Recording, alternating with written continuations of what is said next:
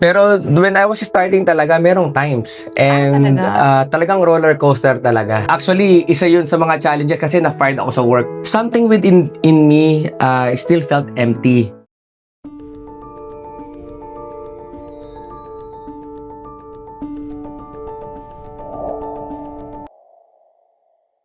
Good day, Vancouver, and hello sa mga viewers natin sa Philippines and all over the world. For today's episode, I'm very excited dahil medyo artistahin ang ating guest ngayon. Ipapakilala po natin ang isa sa pinakasikat na Filipino realtors dito sa Vancouver, Metro Vancouver. Let's all welcome Mr. JP Villanueva. Thank you, Ate Laura. Welcome to Laura's Hits. Thank you so much for having me po. Thank you for guesting. So bago tayo mag-start, pwedeng you can tell something about yourself. Yes. Maraming po salamat. Ako po si JP Villanueva. I'm now a real estate agent po dito sa Vancouver. Dumating ako rito, actually 13 pa lang ako noon sa Canada. Mm-hmm. That was back in 1998. So nag-start ako sa Winnipeg, and then nung 2009 is when I moved here sa Vancouver. So, my background actually was nasa engineering field po ako eh. Pero prior noon, nung dumating ako dito, syempre nag-aral pa ako noon, pero hindi ko muna nakuha yung work ko kasi nga mahirap pang maghanap ng trabaho. So nagtrabaho ako sa car wash. Nagtrabaho ako sa sa restaurant, naging busboy ako, ganun. Nagtrabaho rin ako sa McDonald's, Wow, talagang and then yun sipag at syaga. and then life starts then nung time na yon. Pero sa Pilipinas, saan ka sa atin? Sa Philippines, I'm from Valenzuela. Yung mother side ko is from Bulacan. Bulacan. And then yung father side ko naman, from Tondo siya eh. Kamusta naman ang childhood mo sa Philippines? Medyo konti lang yung memory ko kasi yung sa Pilipinas. Kasi nga 13 na ako dumating dito, di ba? Kaya most of your memories dito na. Oo. Nung first year high school ako, tinapos ko lang yung first year high school ko sa Philippines. Konti na lang talaga yung naaalala kong memory sa Philippines. Tapos most of my memory na nandito na sa Canada talaga. Nabanggit mo sa akin na ang nagkumuha sa'yo is grandmother. Yes. I'm thankful for being here kasi yung lola ko, siya yung nag-adapt sa amin at saka nung brother ko para makapunta dito. She's doing well sa Winnipeg. Hanggang ngayon, nasa Winnipeg. Yes, nasa Winnipeg pa rin siya hanggang ngayon. Binibisita ka niya dito? O ikaw Actually, ako yung bumisita doon. She visits once and twice here and there, long time ago na. Pero at this point, ako na yung nagpupunta ron para bisitahin siya. So, thankfully naman, with God's blessing, okay naman siya. Okay naman siya ngayon. Okay, bago ang lahat ng awards mo, recognition, achievements bilang Best Filipino Realtor dito sa Vancouver.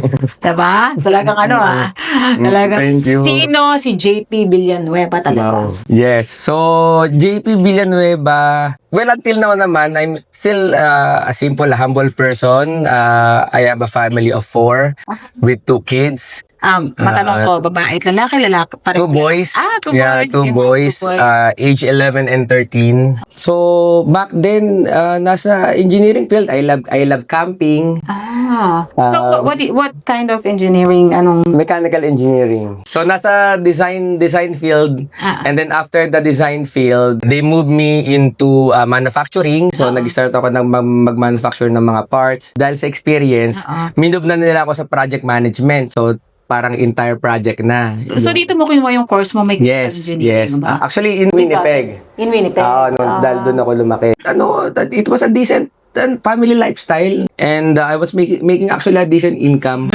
Yun, engineering, and then after that, because of the experiences I've had, the company moved me to sales. So sinabi niya, ang company ang nag-move sales. so sinabi niya, here, I'll give you a vehicle. What you can do now is to go get out there and find customers. Ganun. So nagkaroon na ngayon ako ng sales experience mentality. Nagamit ko din yun eh, kasi po, they just told me to get out there and get business.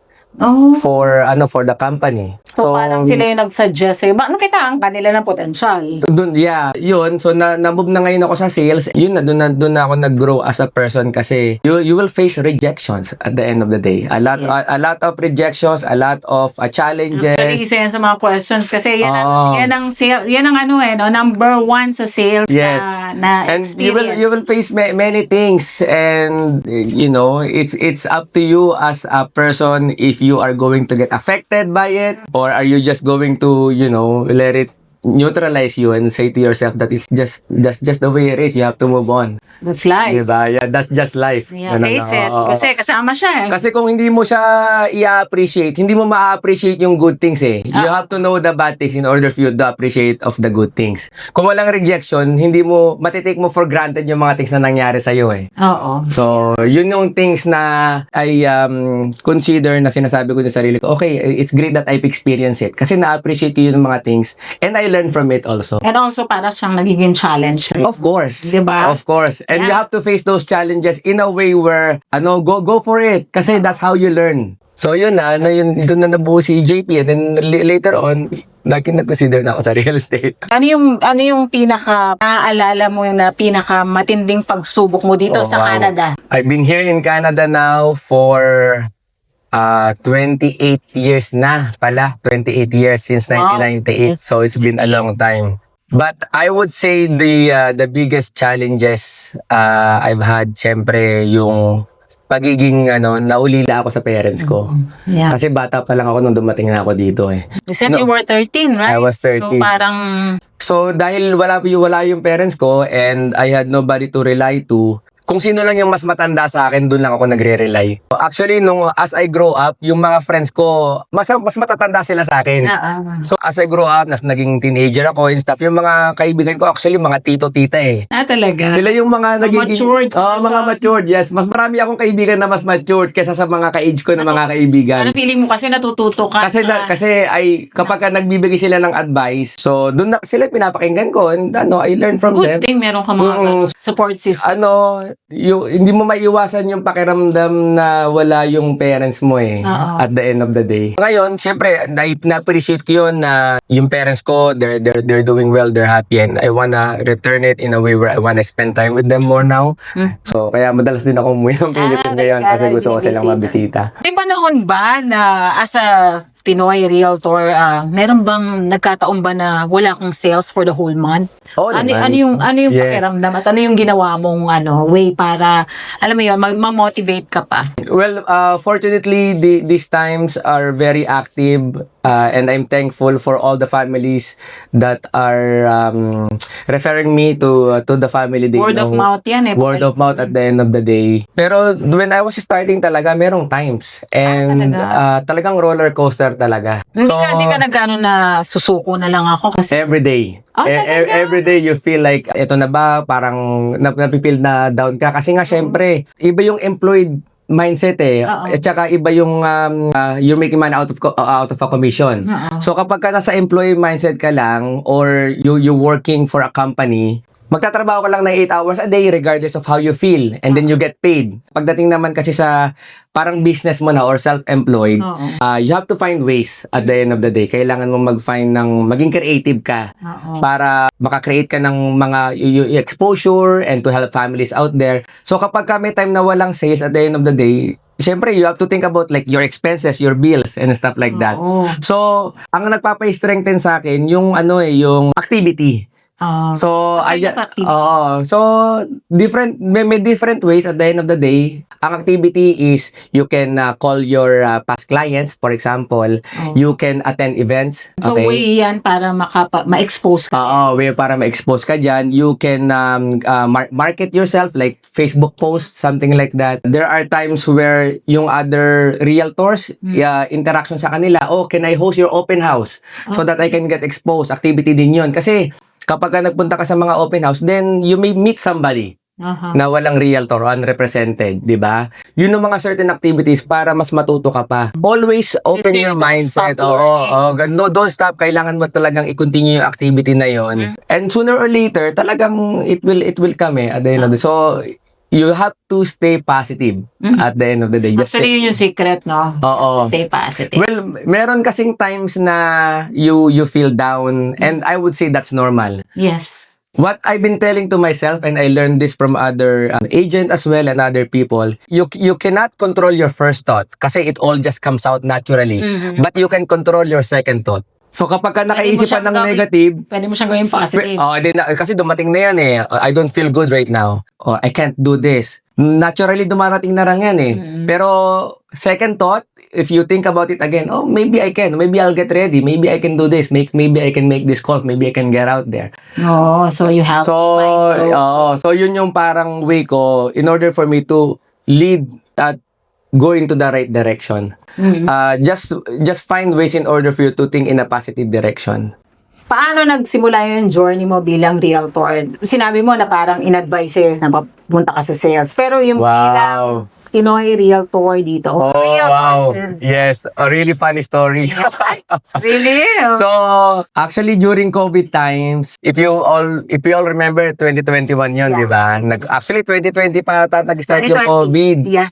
So, at that time, then everybody, I would say almost 100% were stuck at home. And I actually have nothing to think about kung ano yung pwede kong magawa. But something came to mind. I should take advantage of the time that we have. Think of something na sa tingin ko magiging beneficial sa akin and sa family at that time. One time, dumating yung parents ko, yung parents ni April, ng wife ko, bumisita sa bahay, and she said that she's planning to sell the house dahil nga wala ng student. Sabi niya, ibenta na natin yung bahay. Sabi niya ganun. So, napag-usapan lang, and I'm like, okay, maybe I should consider becoming a realtor kasi nga, wala naman kaming kilala. So parang yung nagbigay sa'yo yung idea. So parang sabi niya, sige nga, tingnan mo nga kung ikaw magbenta, ganito. Eh, siyempre, I'm in sales. Diba? Yun nga yung trabaho ko dun sa manufacturing company, sa engineering company. So, I'm like, okay, so how do you become a realtor? Wala pa akong kalam-alam. I had to search it myself kasi wala akong kilala. Hanggang sa doon ako nag-register ako after siguro the next day ata, kinonsider ko na pag-aralan, tapos nag-register na ako. And then within 4 months ko siya nakakuha. Nakuha ko yung license ko within 4 months. Ano yung pinakamalaking challenge na hinarap mo nang nag-start ka pa lang? Kanina sabi mo yung Yes. Aside from... So, during that time na I was hoping na tulungan ko nga yung mother-in-law ko na ilista yung property para at least magkaroon ako ng exposure. Wala pa akong sales nun. So, I was facing many rejections. So, dumating yung time na gusto mo nang sumuko, gano'n? Especially nung first few months ko pa lang na maging realtor talaga. At wala na rin akong work nung time na yon. Actually, isa yun sa mga challenges kasi na-fired ako sa work. I'm not happy to say it, but it's kind of like a blessing in disguise na rin kasi kung hindi ako natanggal, hindi talaga ako magpupush eh. You have to take that leap of faith. Yes. So, I had to really push myself in order for me to have a result.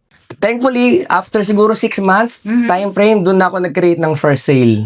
And then doon na nagdire-diretso. Kamusta naman yung pakiramdam ng for sale mo? After nung first sale ko, naging dumiretso agad from 1 to 14 within that 1 month. Wow! Ang first year ko, I helped 80 families in my first year. Ang galing Biro mo from no sale, wala talagang kabenta-benta, biglang naging... Kasi ganun talagang nililid ka dun sa way na kung saan ka talaga. So, yun lang. It's always a continuous improvement. And until now, I'm still learning. I'm still improving. You don't I don't stop learning talaga. Yun talaga. Kapag sa tingin mo na hindi ka na-challenge, it means that something is not right kasi parang nagde-decline na yung yung knowledge mo. So you always have to keep learning and have these challenges kasi it's your way for you to grow. Meron ka bang isang client na tumatak sa puso mo? May something, alam mo yun, minsan kasi may gano'n, diba? Parang hindi ko siya makalimutan kasi, parang gano'n. So, you wanna share about it? Pretty much everything naman na tinutulungan kong family, syempre is an achievement and definitely I do my best to help them. Pero yung pinakaisa na hindi ko makakalimutan, syempre yung pinakauna na nagtiwala sa akin. Talaga?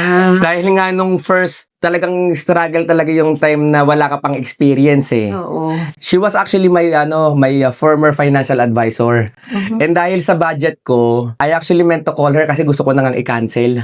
Oh, talaga? Oo, gusto ko nang i-cancel dahil nga, syempre budget-wise at saka ilang months ka na parang walang income. Sabi ko, kung hindi ako makaka-sale, ang gagawin ko, ibebenta ko na lang yung isa kong property para lang at least Meron pabalik kang ako. ano. Oo. Pero thankfully, when I called her, she was like, actually, we were planning to buy for our kids.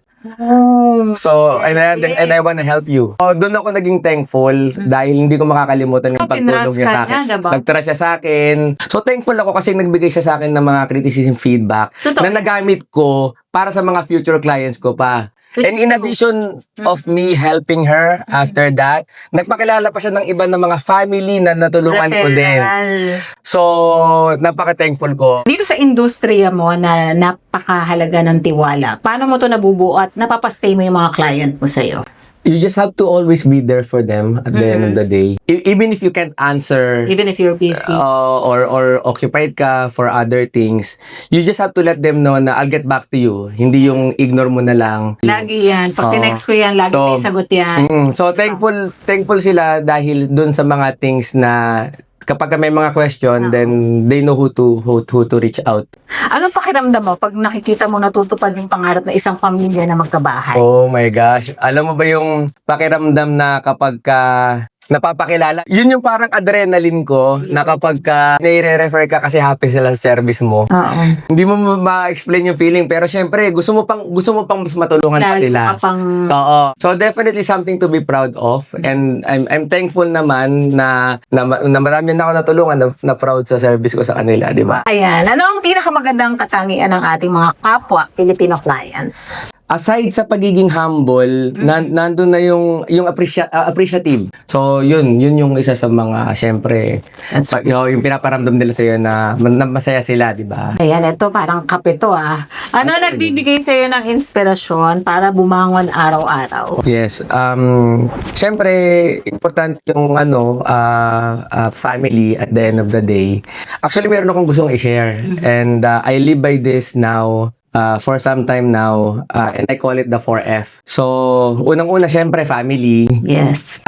number 2 fitness, and then number 3 finance. I have to make sure that I balance those things. Actually, a lot of time that even though you have good fitness, you have a good time and spend time with your family and you're okay with your finance, something within me still felt empty. Yes. And that's how I came to realize that the most important F in my life is faith. Doon ako naging complete. The calling, it all comes down to increasing my faith and being closer to the Lord. So I always make sure that don't just focus on 1 or 2 or 3. Kasi lahat yan importante sa atin eh. Most importantly, yun na nga yung faith. You can be successful in terms of finance at the end of the day. Pero saan mo din naman dadalhin yan kung hindi ka naman close kay Lord? Yeah. At the end of the day, di ba? I used to love having a nice house. I used to love having a nice car. Being healthy and financial freedom is definitely a success to a person's life. Ang success sa akin is when one day, when I meet the Lord, He will tell me, "My good and faithful servant, you have been faithful over a little. I will set you over much. Welcome into my kingdom." Ayun ang success para sa akin. So every day na when I wake up and what inspires me syempre when I set my daily schedule, I wake up with a morning prayer, thanking the Lord for the blessing, thank you for the wisdom, thank you for the gift of the Holy Spirit. Take good care of me and my family and your will be done. So that's what I live by. So, if you ask me what's my inspiration, again, syempre, yun. And, because one day, everybody's gonna meet Him at the end of the day. So, it's either you go to heaven or you go to hell. Yun lang dalawa. And of course, I want to go to heaven, di ba? Bilang isang successful entrepreneur, paano mo nababalance yung time mo sa family, sa work, at sa love life, personal life? Yes. Paano mo nababalance? So, thankfully naman that my family is helping me with the real estate business. She is actually a big help kasi a lot of times she helped me with the administration and paperwork and stuff like that. There are times na we travel as a family. Yeah. And there are times na me and my wife travel alone. We plan accordingly naman. You spend time with your family. Yes. So nagpa-plan kami ng mga vacation as a family and travel with friends and stuff. So, kapag times naman na occupied kasi meron mga families na nagpapahanap, meron naman akong team eh. So thankfully I have colleagues that are assisting me. Na-organize ko na kung sino yung magmamanage on a particular property. Marami nakakakita ng success mo ngayon. Pero ano yung sakripisyo na hindi alam ng tao? Time at the end of the day, yun lang naman talaga eh. There are times na things will not go as planned. Yeah. You have to work on it on your own at the end of the day. So, kapag yung mga ganun, then you just have to manage it accordingly. Tsaka yung stress, syempre, hindi naman mawawala yun at the end of the day. It's just how you manage it. Kung makakausap mo ngayon ng batang JP Villanueva. Oh my God. Yes. Oh, ano yung gusto mong sabihin sa kanya? Oh my gosh. May word na sinabi sa Bible. Over 360 times. Ano yun? So, kung ito sasabihin ko kay older JP na ngayon is a grown-up JP na, at sasabihin sa younger JP, do not worry. Oh, napakaganda. Do not worry about what you will eat or what you will wear. JP, habang nag-grow ka, continue lang sa pagiging closer kay Lord and sa pagtulong sa mga bata, sa mga tao. Darating yung mga challenges sa'yo, pero kayanin mo yan kasi normal naman yan sa buhay. Kung may things na hindi nag-work out, take it as a normal and a challenge para mas mag-grow ka pa. Always think positive. Maging mas matatag ka pa sa pag-face ng buhay kasi this is a blessing na binigay sa atin ni Lord. Know that everything is gonna be okay. So keep going and I know you can do it. I'm proud of you. Oh, thank you so much. Ano ba? Naiiyak ako sa iyo.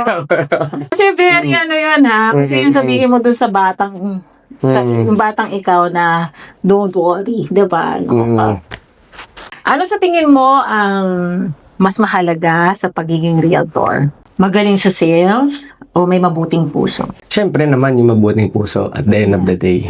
Kung tatanungin ka kung anong gagawin mo, either doing what you love or doing what's right, of course, do good and do what's right. Kasi may nanonood sa atin eh. Yes, totoo. Yes. So, definitely, syempre, kung ano yung tama in the eyes of the Lord. Paano mo napapanatili yung integridad mo sa napaka-competitive na industry ng pagiging realtor? Yung maaasahan ka, Yeah, number one naman talaga yun, yung maaasahan ka. Especially first-time home buyers na hindi po wala pang experience, di ba? So, importante na i-walk through mo sila, i-guide mo sila on a step by step. Bilang isa sa mga successful realtor dito sa Vancouver, paano mo i-guide yung mga bagong gusto maging realtor din? Madami actually. And thankful naman dahil marami ding mga nai-inspire na makatulong ng family at maging agents out there. So, meron akong tinatawag na MMA eh. Okay, ito yung parang abbreviation, MMA. M means master, another M means market, and the other one is automate. So, master your skills, market your skills, and then automate. So sa mga new agents, syempre, ang ina-advise ko sa kanila, master your skills first. Para kapag kami magtanong sa'yo in terms of buying a property or even selling a property, na-master mo na yung skills mo. Kapag sa tingin mo confident ka na and you can do it on your own and help families kasi na-master mo na yung skills mo, then that's when you market your skills. If you're not marketing your skills, then you're pretty much just a walking book. Yes. Kasi you master your skills, and that's great. Pero syempre, marketing is important. You have to expose yourself. Let everybody know that you can help them with what they need and their needs, di ba? And A is automate. So kapag as you get occupied dahil may mga tinutulungan ka na here and there, then that's where you automate. Then you can hire an admin, you can hire a VA to assist you. So master your skills, market your skills, and then automate. Ayan ang MMA. MMA yun. Ano mensahe mo sa mga taong gustong magtagumpay dito sa Canada? It all starts with mindset at the end of the day. Kasi darating yung things na hindi ka sure, darating yung thoughts na baka hindi mo kayanin at the end of the day. Wag kang matakot. Kapag ka may dreams ka, as long as nasa tingin mo na yun na yung passion mo, you have to take that leap of faith para i-push mo yun at i-go mo. Kasi malalaman mo kapag kayo na yung calling mo eh. Yes. Kasi hindi ka mapapagod at may inspire ka. Kasi pag masaya ka sa ginagawa mo, diba? Magugusto, gagawin mo siya kasi mahal mo yung ginagawa mo na yun eh. May tinatawag tayo eh, thoughts and actions equals results. Regardless of whatever result that you wanna achieve, you wanna have a nice body, for example, even if you think of it, kung hindi ka gagawa ng action, that result will not happen. So make sure that if you want a certain result and you've already thought of it, the only thing that is missing is the action. You have to create a proper system in order for you to create that result that you desire. So keep going. From our Pinoy Realtor, JP Villanueva. Ang dami natin natutunan ngayong interview na to. Natutuwa ako. Okay, let's start. Early bird or night owl? Night owl. Condo or house? House. City life or urban life? City life, siyempre. Luxury home or cozy family home? Cozy family home. Saving or investing? Investing. Hard work or smart work? Smart work. Taking risk or comfort zone? Taking risk. Success or happiness? Happiness. Best time for happiness. Wow, now. Pabalikan natin ang ating question. This one is very, medyo deep ang aking gustong malaman. One word na gusto mong maalala ka ng mga tao. Wow. Maasahan. Wow. Actually, thankful ako kasi madalas kong and I'm not trying to exalt myself and all, and I wanna make sure na maasahan mo ako. I'm here for you. Wow. Kung may isang tao ngayon na nanonood na nawawala ng pag-asa, so ano yung gusto mo sabihin sa kanya? At kung magiging inspirasyon ng buhay mo, ano yung gusto mong iwang mensahe sa mga kapwa Pilipino? We are all created the same by one true living God. At the end of the day, we are all the same. And I'm sure naman na narinig na rin natin yung saying na kapag pinanganak kang mahirap, hindi mo yun kasalanan. Yes. At kung namatay ka na mahirap, kasalanan mo na yun. Meron din nagsasabi na dalawa ang buhay natin. And the second one is when we realize that we only have one. Ang tanong ko sa'yo, ano na ngayon ang gagawin mo sa second life mo? Are you going to keep on living the way that you are living now? Or you're going to accept the fact that what you are is what you are today because of what you did and take that leap of faith to make that change and for you to grow? Sa mga gustong magkaroon ng changes sa lifestyle nila, it all starts with having the proper mindset. Sabi nga ni Lord, believe that you have already have it. Believe it with all your heart and it will come. Dream it, believe it, achieve it. Sabi nga, di ba? Sabi nga ni Lord. So as long as you believe, He's a giving Lord. So for as long as you actually pray and trust His words, then ibibigay niya yung promise niya yun kasi nasa scripture eh. Yeah. So sa lahat ng mga nakikinig, syempre have that faith. Know that the Lord is there to protect us and to guide us. Just do your best and love the Lord your God and love your neighbor. Amen! Palakpakan natin si Mr. JP Villanueva. Trivia! Si JP nga pala ay sumali sa Star Circle Quest Batch 1. Kaya Sino yung mga kabatch mo? sila Hero, sila Sandra pala, sila Hero. But I guess that was not my calling. Yeah, it was a fun experience. Number 80. Ayan. Number 80, JP. Star Circle Quest. So, fun experience siya. So, yan po, mga viewers natin dito sa Vancouver at sa Philippines. Yan po ang ating nakilala natin ang bagong JP Villanueva ba? Or ang, Yes. yan lang yung side mo na hindi namin alam. Well, syempre, yun na yung the new JP now that is doing its best and my passion to serve God through real estate. Amen. Sobra ako na-bless. Pati nga ang aming audience sa papapalakpak. Thank you so much sa pag-paunlak mo sa Laura's Cakes. Thank you so much. Magkikita pa tayo at kukontakin kita. Thank you so much.